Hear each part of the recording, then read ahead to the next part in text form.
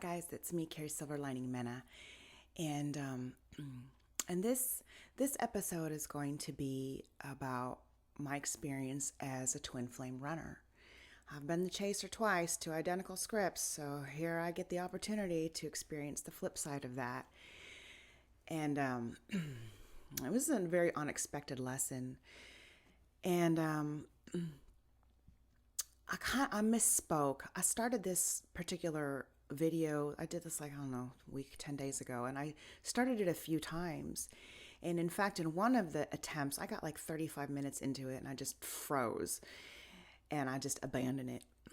Well, the one that I'm going to publish, I did the same thing. I just froze and I just sat there and I'm like, got my hand on the mouse and I'm looking down at it and I'm like, do I really want to start this over? So there's like, I don't know, a nice big pregnant pause in there when I'm debating on whether or not I want to push through or not. And I did, and I'm glad I did, because the ending of this feels very powerful and it's very raw, and I really don't have it in me to do it again. But because I had so many false starts, I couldn't remember what I had said and what I didn't say. So I'm already a chronic repeater, but this time I outdid myself and I repeated several things. But you guys are just going to have to suck it up and get through it, because I cannot do this one again.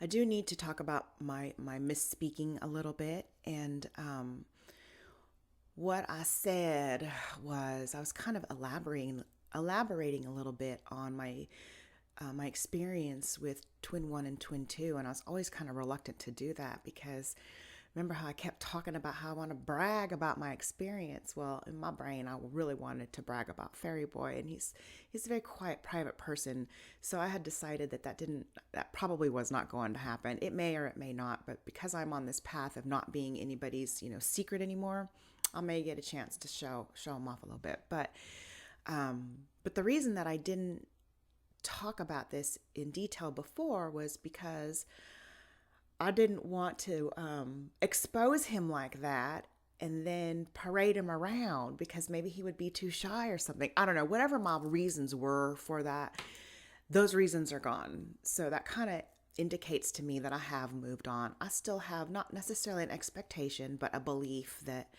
things will fall into play as I always thought they would, but I have been cured of those expectations once and for all, so I can't know it with everything inside me. But when I was speaking about these experiences I had with them, and maybe I told the story before, I can't remember, but I was a little bit more specific, I believe, this time. But I said something wrong, and I was kind of talking about how what I said was they're going to shit on me. And that is so incorrect, because in reality, no man is ever going to shit on me again in the end. I've healed from that, and I don't need the universe to provide that experience for me. But there was a time when I did need the universe to provide that experience for me. So these two men stepped up, and they're truly not like that. There are extenuating circumstances, and I'm telling the story through my filter. So, there could be, and there probably is, a complete other story that I don't know about. So when I got a little bitchy, I was projecting, and I really did misspeak. I meant to say the one, they shit on me before. Not they're going to, because they're not. So I apologize for that. It's so important to me that I clear that up. But what I was really being angry about was not these two men and the way they treated me, so much as the pattern that I did so many times over and over again.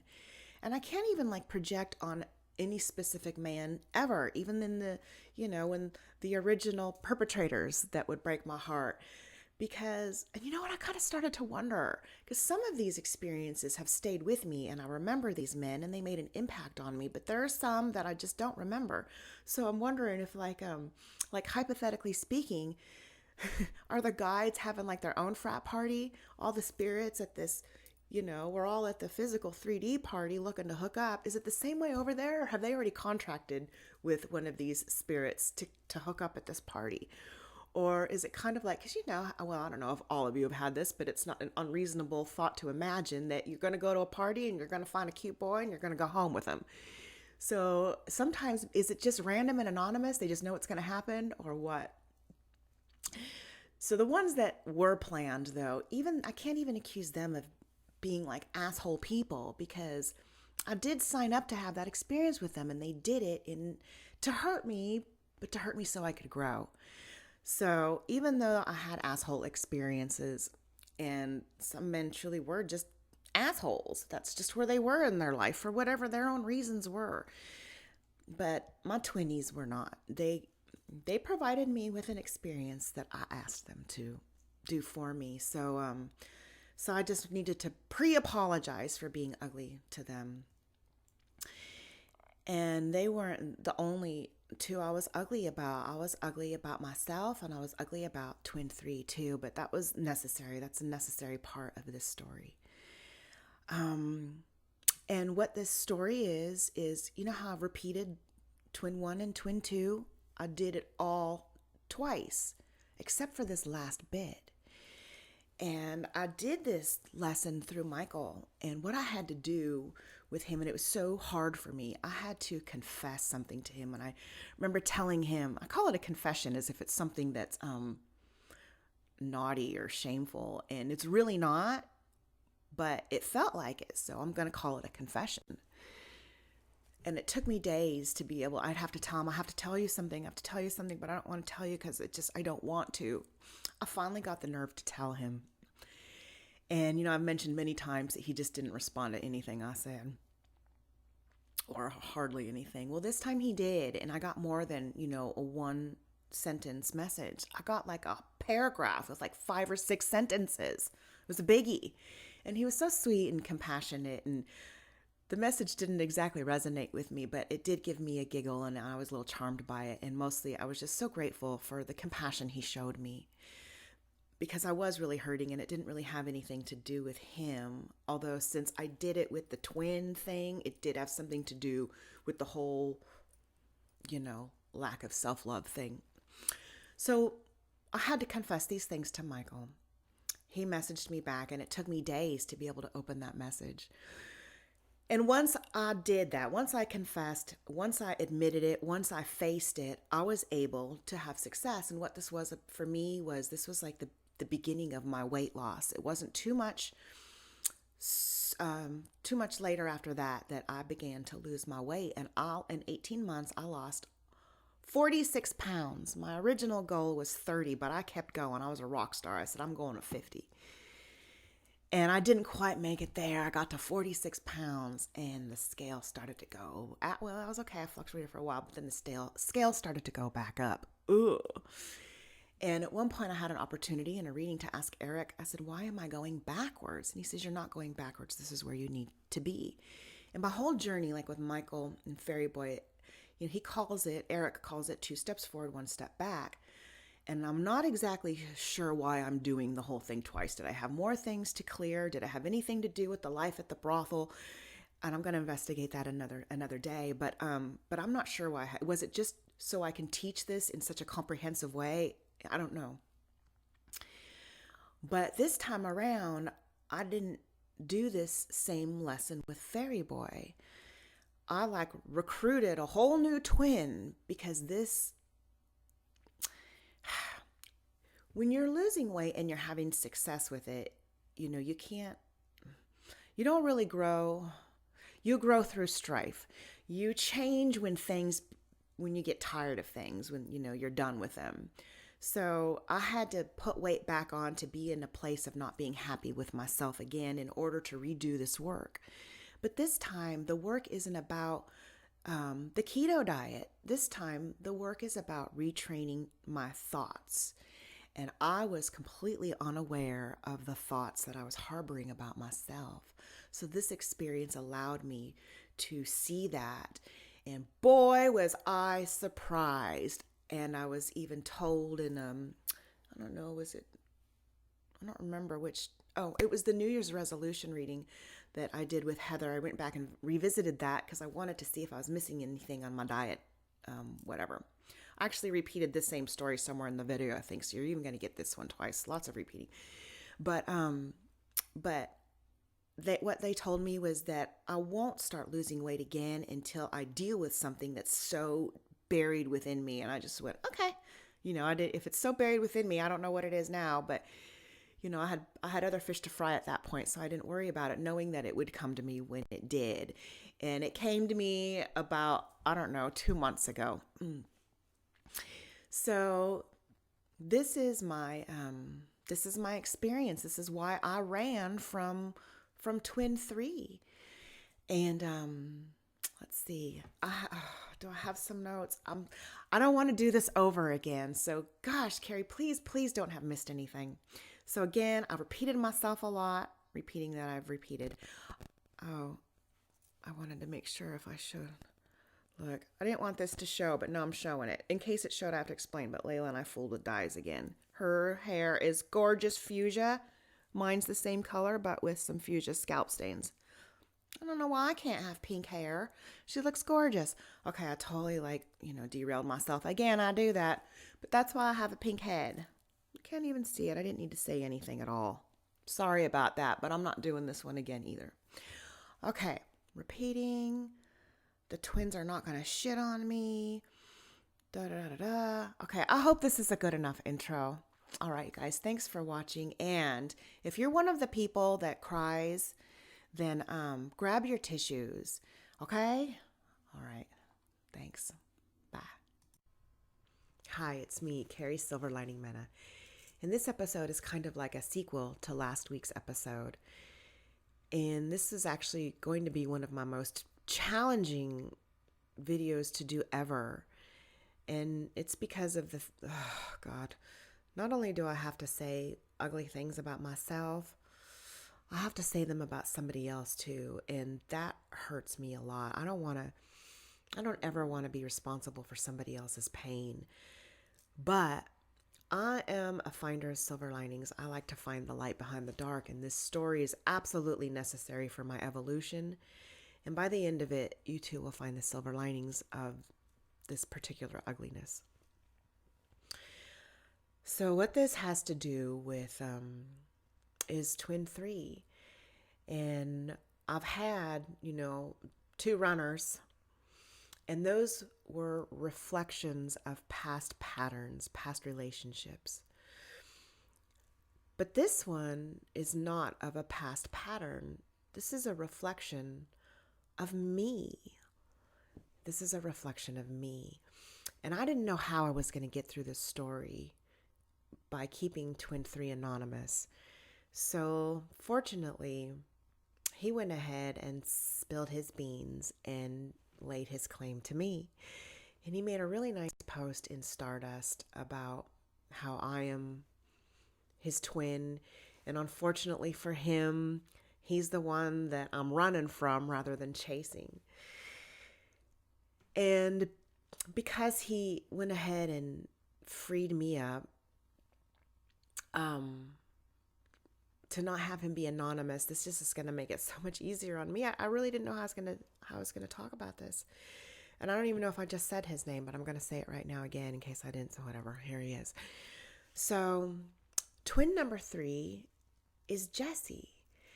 And if you know who he is, then you know his journey. He's been very vocal about it. He shares in both Sarah's group, Doing Grief Differently, and on Stardust, sharing about his journey. And I kind of invalidated his journey a little bit to him. And I coached him through this twin stuff.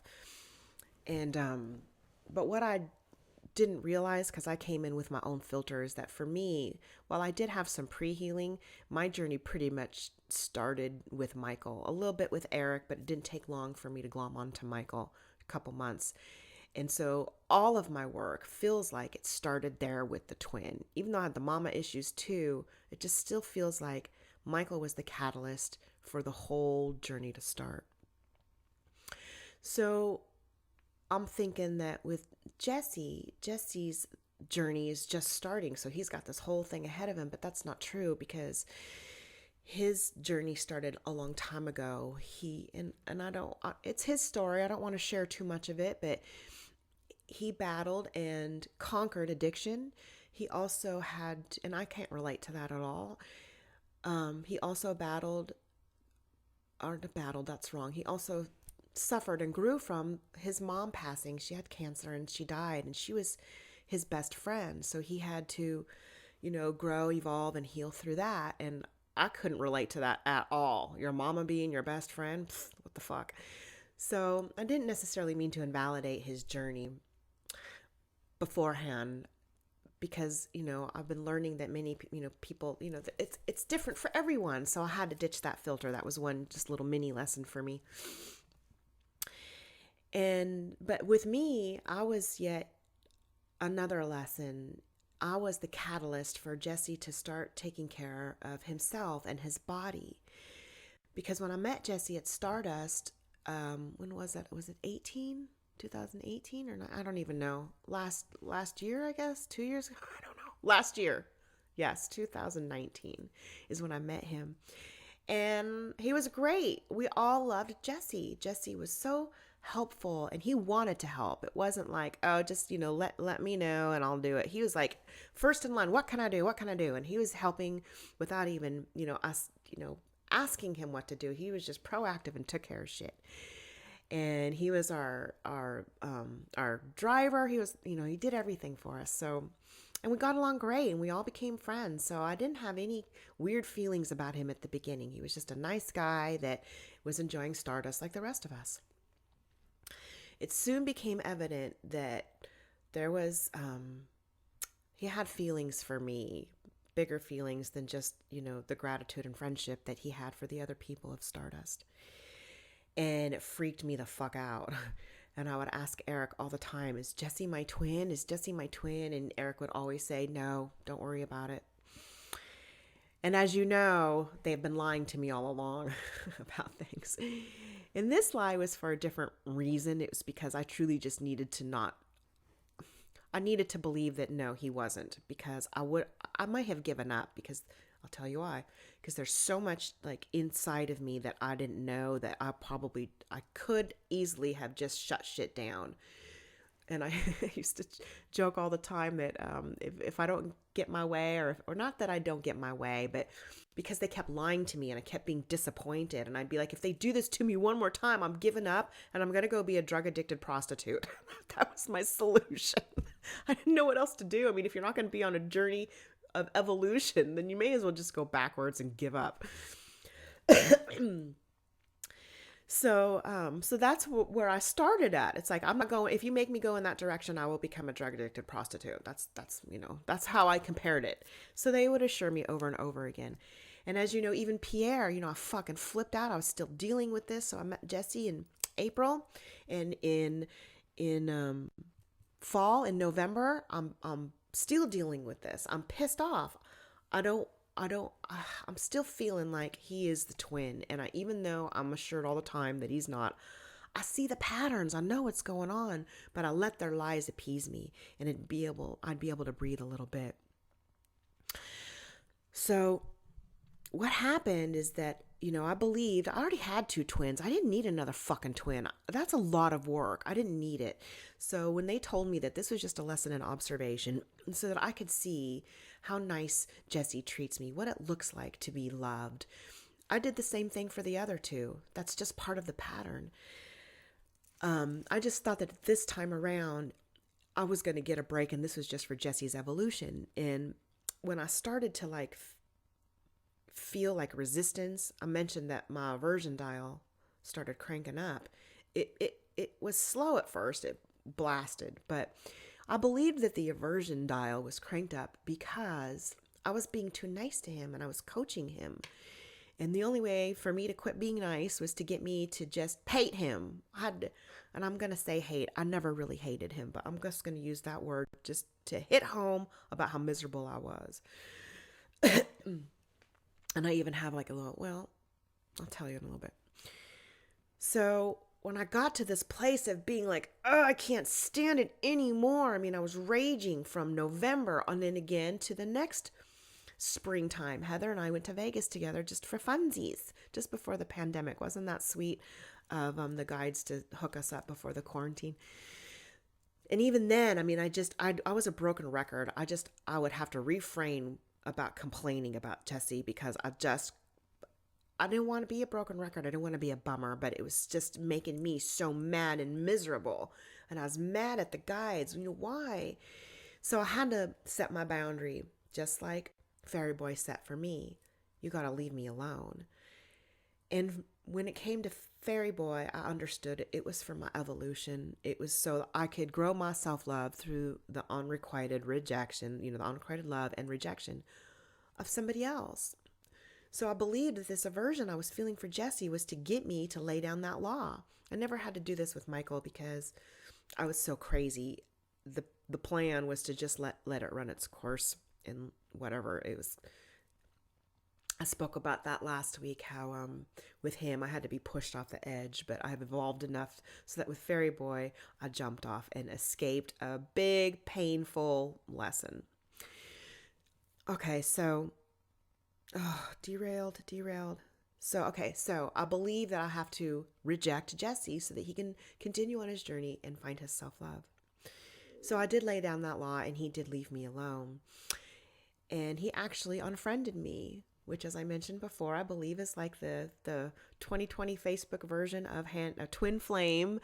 Sorry, not Facebook. Twin flame version of giving back your apartment key in a relationship is unfriending somebody on Facebook. That's pretty serious in this day and age. So he did that. So he got to his place. He got to his place of healing. That's when energies start to shift, But even though he left me alone and unfriended me, my anger and my rage continued. And one day I was power washing the driveway. That's such satisfying work. If you ever get an opportunity to go power wash something, do it. It's really fun. So it's very meditative. And I was kind of, voice messaging Heather back and forth. And I was like so mad. I'm like, Heather, why do I hate him so much? He disgusts me. I hate him. Let me back up. Well, do I want to back up yet?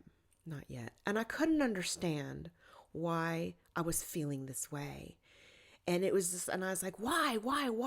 And that reminded me, I was having this same conversation with Michael years ago about Heather. And I was like, Michael, I don't understand why I don't like this girl. She's so sweet and cute and bubbly.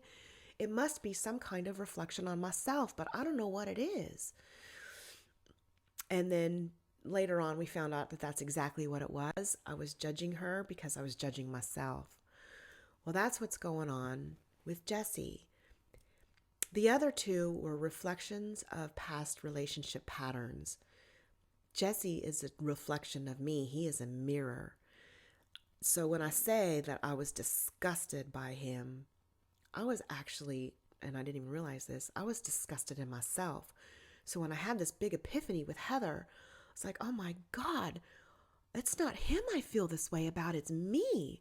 Because Jesse, when I met Jesse was a bit of a chubby boy. So he healed through his addiction. He healed through his mama. And I was the catalyst to help him heal with his body. And in under a year, he had a goal. In under a year, he lost 100 pounds. And he looks great. And he's been sharing all these stories about all of these hardships in Sarah's group, in Stardust group. And he has inspired so many people. And he really does look good. He really does. But I can't look at him. I used to do this like with Michael. I would have to hold my hand above the screen and peek through my fingers, because if I got a picture, if I saw him and Michael and his girlfriend together, it would like be daggers, just absolute daggers in my heart. So while I was compelled to go stalk him and spy on him, I also had to be careful of what I saw, because it would really hurt me. So I was doing this again, but with Jesse, I didn't want to see his pictures. In fact, his pictures didn't even matter. It was I couldn't even stand to see his name. Just his name would be like, ugh. And I mentioned in the video, the aversion video, that I felt like I was being chased through a forest by the scary guy in the hockey mask. But I didn't fear for my life. I hadn't understood yet what I was feeling, what this meant. But I know now. Because even though Jesse had lost his weight, to me, I guess, I don't know if maybe it was just that was the clue. Him being overweight, losing the weight was the clue for me to realize that it was not me that I was disgusted with, but my fat in particular. Because I really do love me. I think I'm so cute. And I have a pretty face. I got great hair. I'm shiny and I'm sparkly. But I always talk about I look great. Wait, look. From the boobs. The waist down, just the middle part. I got just the middle part. I'm a big girl. And I know, I've always been vocal about my self-image issues, but what I didn't realize, and I even looked back at the resolution video, the reading I did with Heather for the New Year's resolution. I went back there, I referenced it because I wanted to see how I was doing with my diet and just make sure I was on track. And I'm doing good with that. That helped me feel better about that. But what they also told me was that one of the things I had to get through in order to have that success with weight loss was something that was buried so deep within me that I didn't even know it was there. Well, I know now. And believe me, I was so surprised. I was so surprised. I mean, it just didn't make any sense that I harbored these feelings towards Jesse. What was this? When I think about, because I knew he was a twin, and even though the guys would tell me he's not, I'd go back to believing that, and I'd have to be reassured he's not. But in those moments of believing he was, I knew what would come next because I was still in a place of expectation, knowing that Michael and Fairy Boy would definitely be mine. I was still in that place. So if that's the case, then I would definitely be Jesse's, and I couldn't stand that. I couldn't stand it, and it would make me crazy. And that was the reason that they lied to me too, because I just couldn't deal with it. So once I realized that it was a reflection of myself, I didn't want to deal with it. I did not want to deal with it. And I compare it to like a soda bottle being shaken up. You can't open that soda bottle. What's going to happen? It's going to explode. So I would just crank the lid just a little bit, just to let off some of the carbonation, the pressure. I just let a little pressure out, and I'd cry, and this is as simple as I'd allow myself to think it's Jesse, and that was it. I wasn't allowed to think anything else. It's Jesse, tighten it back up. Tighten it back up. And then as time went on, I'd allow myself a little bit more, and I'd get to these places where I would I'd tap into whatever, and I'd cry. I'd be able to release. And I would say, please don't show me any pictures. I didn't want pictures of, joy, whatever future joy may hold for me and him. I wasn't ready for that. And I didn't want the pictures they were showing me before. And I'm not going to get specific with those. But I'm going to let you create your own. But I want you to think of the most vile thing ever, the most disgusting thing ever that you could touch, you could put your hand in, that you could submerge your body in. That's the images that would be put in my mind. And I told Jesse, I'm like, I know you're not stalking me, but I feel like you're stalking me. And I know that hurt his feelings. I don't think let me explain it, why I felt that way. With the other two, it was an obsession. It truly was. But the thoughts that went in on my brain, they were beautiful thoughts. They were really yummy, juicy thoughts. But with Jesse, that wasn't the case. So these images I had of filth, the obsession didn't feel like a love obsession. It felt like being stalked by nightmarish images. I even had a weird dream. Remember I told you about my Michael dream? I had another strange dream. I'll tell you really quick because it was so weird. And my daughter was there, but it wasn't her. It was like a little girl, different version of her. And I was sitting on a porch, and there was a window. And something was going on in the window behind the curtain, and I had a Sharpie, and I tried to throw the Sharpie at the window to get whoever was behind it to pull the curtain back, and I couldn't. I don't know why it was a Sharpie. Didn't work. I didn't, whatever it was. So then I tried to kick the window, but because I was sitting down on my butt, lifted my leg up and kicked it. When I did that, I lost balance. So I didn't see it because I looked away, but I saw Layla, and Layla went, and she absolutely froze and went stark white. She really turned into a statue, as if she had seen Medusa. And that was the end of the dream. And so I believe that this was and I never had it was like a witch or something something supernatural and scary, something creepy. I never have dreams.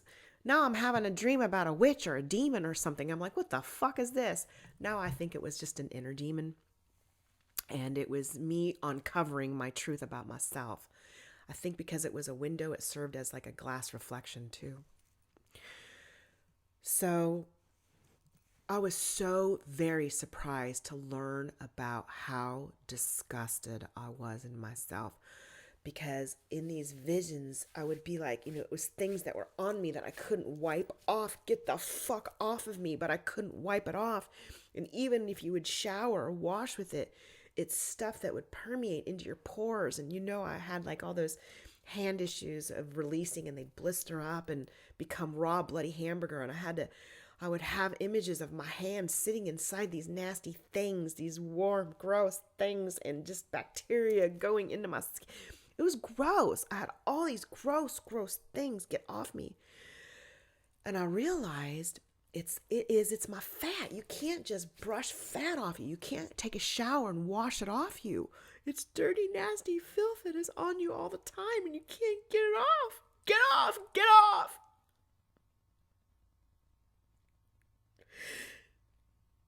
And I couldn't get it off.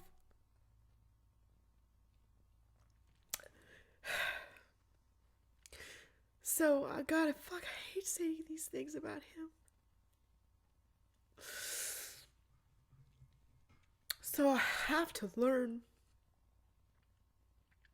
And I didn't know what I was going to do. I didn't want, am I going to do like that rewiring every time I think a negative thought about him, replace it with a positive thought?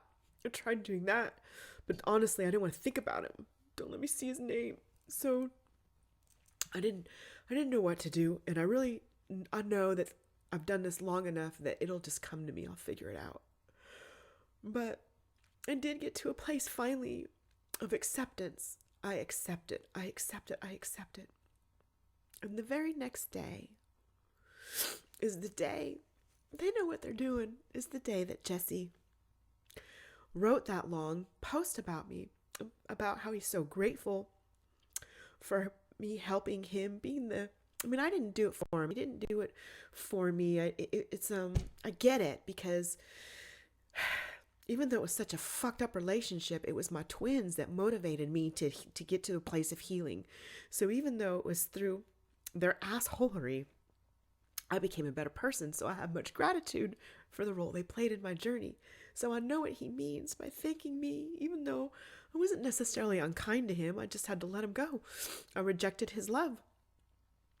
But here he is, pouring it all over me in this public forum. So I had to stop and think to myself, those other boys, they kept me a secret. I was their second best secret. They spent time with me. Then they went and chose another girl.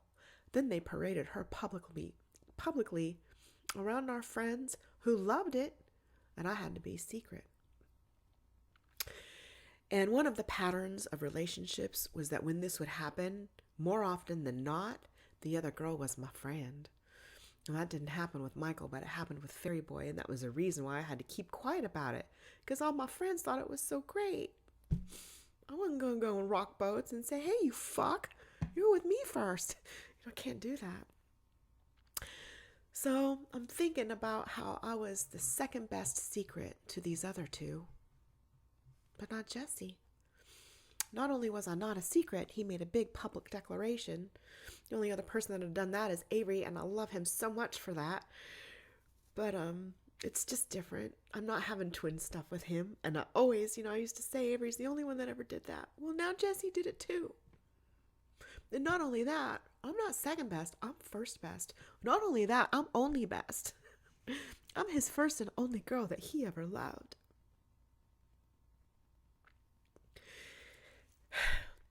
And I'm still not really in a place of wanting that, but I can't help but see it from the expanded place. I see that. And he said in his message that a love that's special, even though I've told him over and over again, it's observation, and he's probably come to expect that or accept it. He can't help but hope for something more. That's where I'm at too with mine. Because he's right. Twin love isn't regular. It is intense. It is tapping in from other places. And I have to repeat a story, a past life story, just for context. Do you remember me telling you about that past life that Fairy Girl shared with me that I had with Fairy Boy, in which I had no other prospects like I do right now? I gave the twins up. I have no other prospects. So I thought I'd give this other guy a try. This guy that's been loving on me and sending me gifts. And the gifts that guy sent me was necklaces that he made out of iron. And I had to applaud his efforts. They were pretty cool, but I really couldn't wear them. So I'd stick them in a drawer, my treasure drawer. And Jesse did the same thing. Not Fairy Boy, Jesse. Jesse did the same thing, and he'd send me gifts. And in the gifts, he'd send me all kinds of neat things. I loved it. I really did. It was fun. But he'd send me drawings. And while his drawings were really good, they've been folded up on a piece of computer paper and shoved in an envelope. They're just not display worthy. I can't hang them on my wall. They might be refrigerator art, but I can't, I got kids. I got their refrigerator. I can't be putting his stuff on my refrigerator. So I got them in a drawer. I got them in the drawer next to the iron necklaces. So I don't understand. I don't understand why Fairy Girl is telling me that was Fairy Boy. Because this time it's not. It's Jesse. So I don't know what that connection is. Are we like three pieces from one soul that split 3 times? What is that? I don't know what that is. Hopefully I'll get to find out one day, because you know how that stuff fascinates me. It's my passion to figure out soul connections. I'm sure that one of the reasons I'm so interested in it is just for this. I'm just setting intentions. You guys better let me figure this one out one day. So here I am, and the difference between that girl and me is that, and I didn't understand why Fairy Girl told me this at first. She told me that in that life I had lots of abortions. I guess I was really slutty and I didn't care. Well, in this life I have not had not one abortion. Not only that, I have fertility issues. So if I want to get pregnant, I gotta go pay a doctor to make that happen. But there's just there's no way I'm getting pregnant anytime soon, because there's been no sex. So I'm not that girl. I'm not that girl that's going to go fuck him. Oh, because in that, I can't remember if I just said you, but in that past life, I was bored and horny, and I said, I'm going to give this other guy a shot. Why not? I got nobody else. And afterwards, I ended up falling in love with him. And I wasn't with him for forever, but we had a nice time while it lasted. And I'm at that same place right now.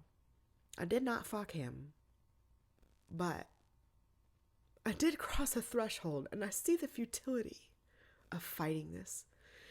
Because I was going to fight this. I had decided to, and in fact, I wrote Fairy Boy this long letter talking about the jumping off the cliff and all that other stuff. But I also told him the Jesse story. And I told him this because I wanted him, like I, coached Jesse, I wanted Fairy Boy to understand that if I'm all up in your biz, even though I'm really not, then the reason may be because you are to do some inner work. I may be a reflection of some sort for you. So I told him the whole story about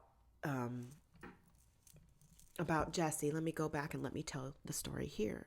I met Jesse at the, I can't remember if did I already say this stuff? I did. I see, I've started this so many times, so in case I haven't, I'm just going to throw it in again. When I met him, he was very much overweight, and I didn't care. It didn't mean anything to me. It wasn't until later, he was just a nice guy, and it wasn't until later when my virgin dial cranked up, I just didn't like him. I didn't like him, but I didn't think it had anything to do with his weight. I wasn't putting that together. So even though he looks great, he was still, for me, a representative of my weight, I guess. I don't know. It doesn't even matter. As long as I get from point A to point B, it doesn't really matter about all of the stuff in between. I just want to explain it in a cohesive way, and I know I can't. So anyway, I'm telling Fairy Boy all this stuff, and I said the reason I'm telling you this is because you may have a similar experience. I may provide you with some growth. But in that letter, I was in such a place of my arms crossed and my heels dug in the dirt. I'm not going there. I'm not going to see this through.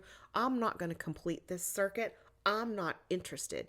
So even though I understood, and even though I knew that love was waiting for me, I said, fuck that. I'm not going there. I was pissed. I was pissed because it made me feel absolutely powerless. And I went crazy. Feeling out of control. Here I am, spent so much time trying to become self-empowered, and now I'm not going to have any fucking control over this. Pissed me off. So this goes back to like expectations and letting external sources control you. I didn't realize that was happening. I thought that by deciding that I wasn't going to complete this circuit, that I was jumping off a cliff, that I was creating my own reality, that I wasn't waiting for the cards to fall where they, where they fell. I believed that I was wielding my power, but no, I wasn't. It was opposite. So that day I was like, I accept, I accept, I accept. That was like a half surrender because it has so much power over me and it's making me so crazy. So now that I've come to a place where I have accepted, I hate to say accept my fate, but that's kind of what it is. And I realize that I still have the power to deny a romance, which is what I told Fairy Boy. I said, you have equal power to deny a romance. Because I said, I don't care if I'm going to sacrifice my own joy. I'm not going to do that. I'm not going to do that. I will give up the other two. If that, I will bargain. I will bargain.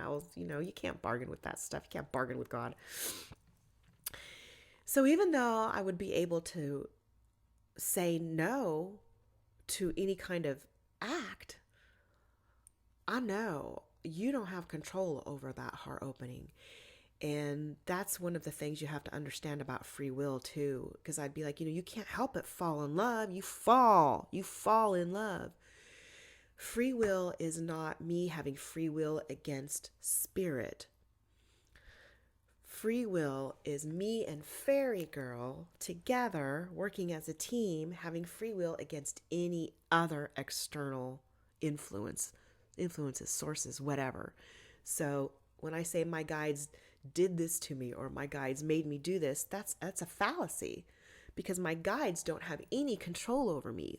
Only me and Fairy Girl have control over me. So while I don't have control over my heart cracking open or not, it's only if Fairy Girl does, and she's going to do it. And listen to how sweet this is. I've been doing so much thinking. I don't really want to process this because it's such an ugly thing. I don't want to see those ugly images, and I don't want to see romantic images either. So mostly I've just said, just let me cry, just let me cry, just let me cry. But I do spend some time thinking logically about things. And fuck, I forgot where I was going with this. What the fuck, man? Okay, well, I'm going to have to move on and let it come back to me like it always does.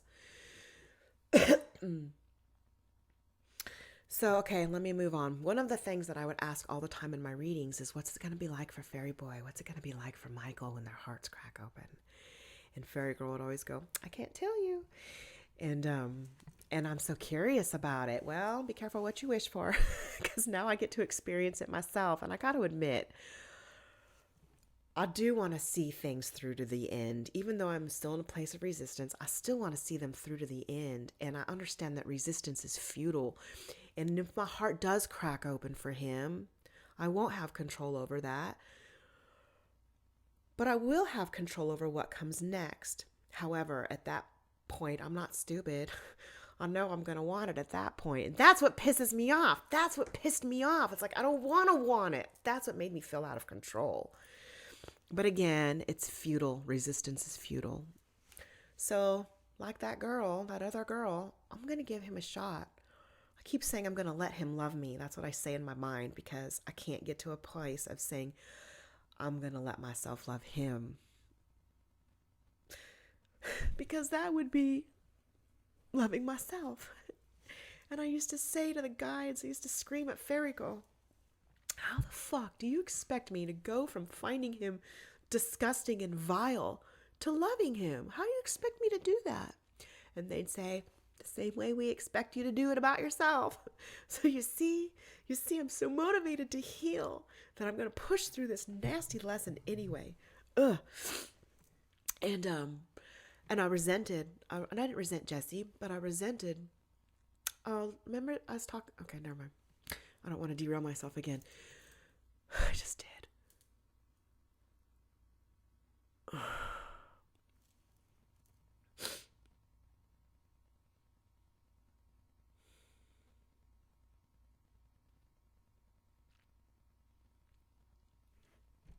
I don't want to give up again. This is exactly where I gave up the last time. At minute 35, I'm at minute 33.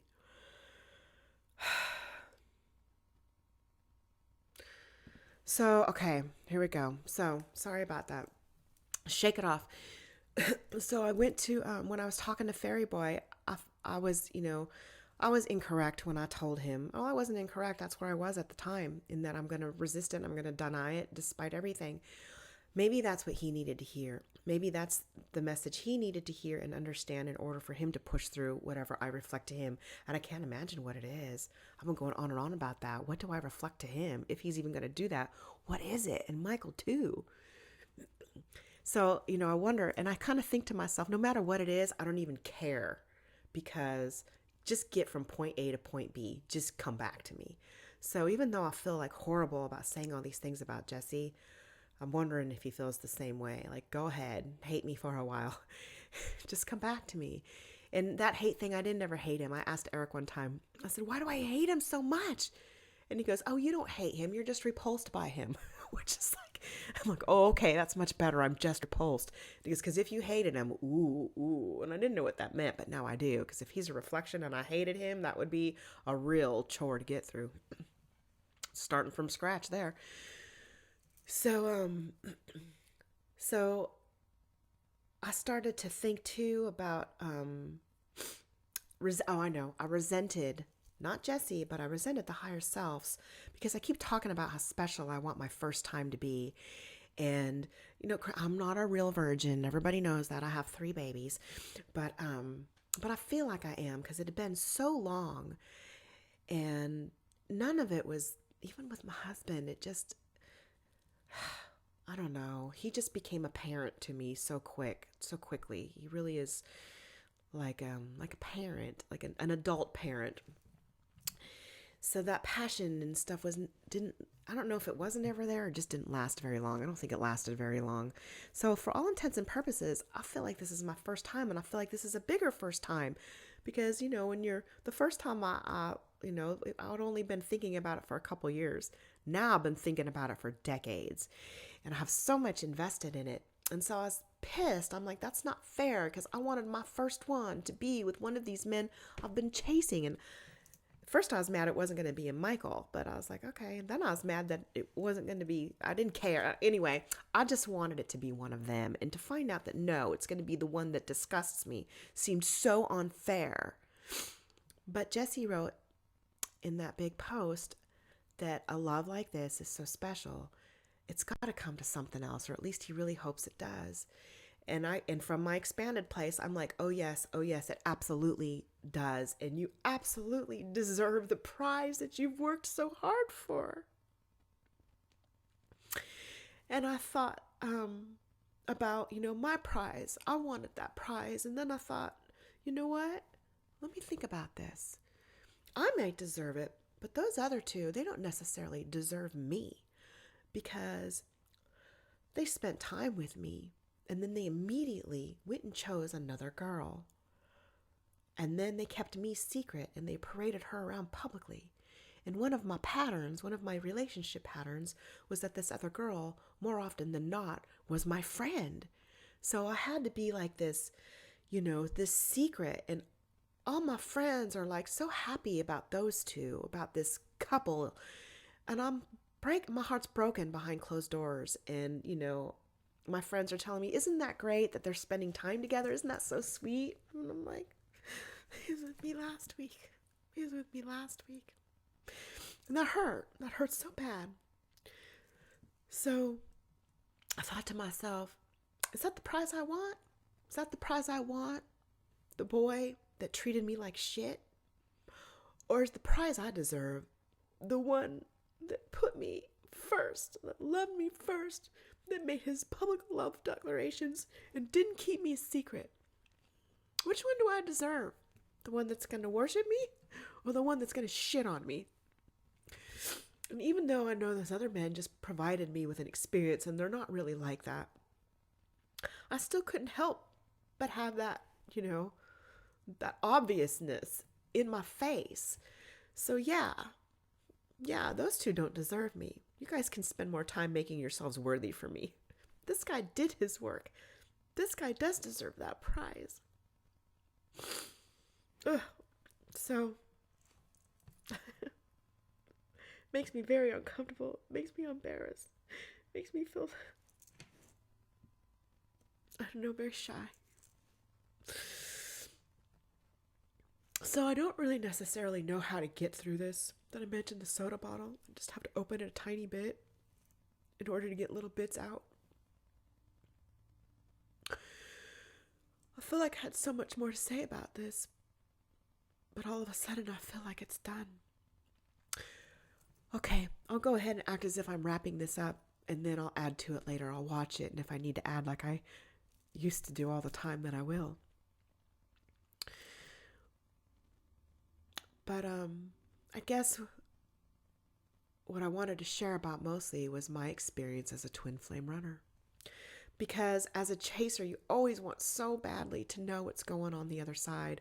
I have a feeling there won't be one twin flame runner out there that will seek this out, because they don't care. A runner doesn't care. They don't want to dig deep. They just want to ignore that. They don't want to deal with the feelings that this person is presenting to them.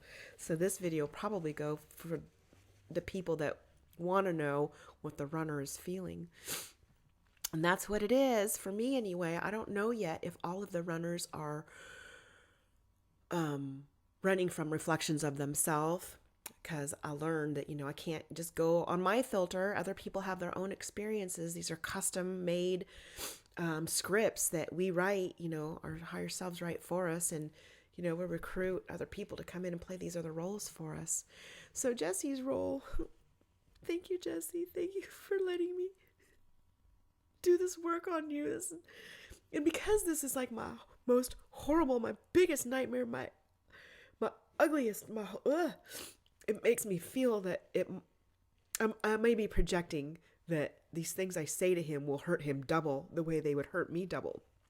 That's what I was going to say before when I said I can't imagine with those other twins what they're going to, see me as a reflection of. Is it going to hurt my feelings when I find out about it? Will I feel bad about it? I don't think Jesse will, because he's already lost the weight. And even if he felt disgusting at one point, he doesn't anymore. And really, is there anybody else that's going to have more compassion for the fat girl than the boy that used to be a fat boy? He's got to understand. And he's also said that he would repay me 10 times over for the help I've given him. So just,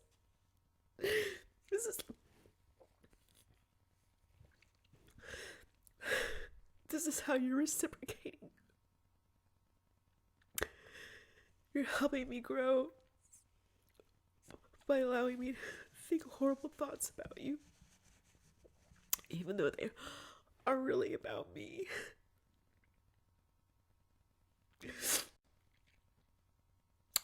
But I am on a path to healing, so I won't always feel this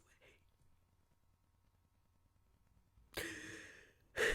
So I'm making my public declaration to Jesse. Thank you for allowing me to grow through you. It's a big one. So buried inside me, I didn't even know.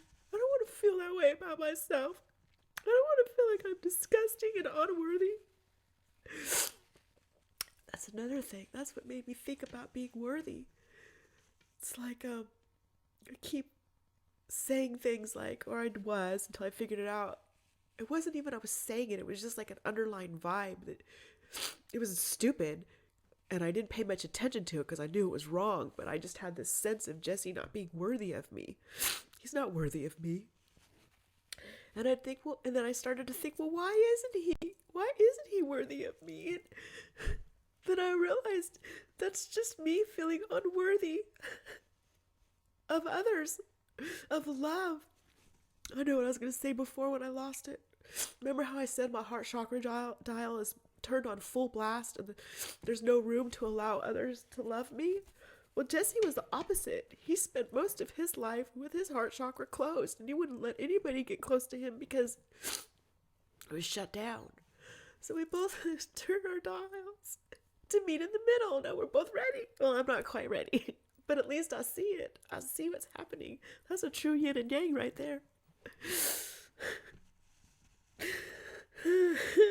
Sorry.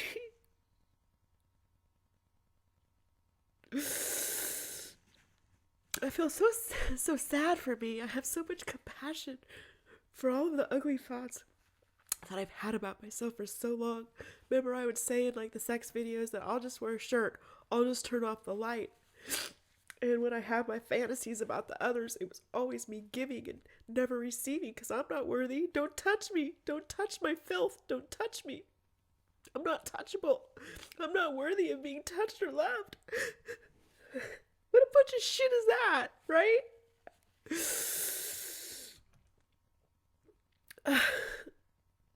Okay.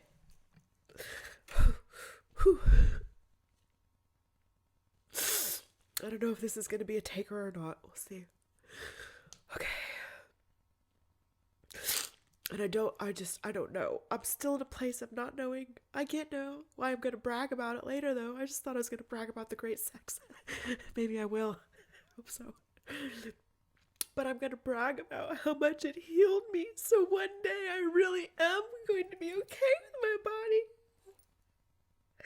I'm going to let go of these horrifying thoughts that I didn't even know were there. Didn't even know they were there. I'm not the only one. I'm sure you guys got some deep down nastiness in your crevices too. So, if I can find them, you can too. And if I can push through my filth, you can too. If I can find love, if I can be ready for love, I can accept love, then you can too.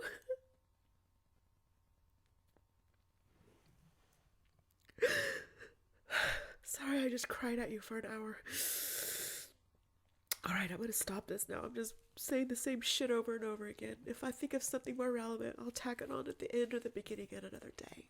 Okay, guys, thank you for watching me. Thank you for allowing me to grow through telling my stories. And an extra special thanks to Jesse.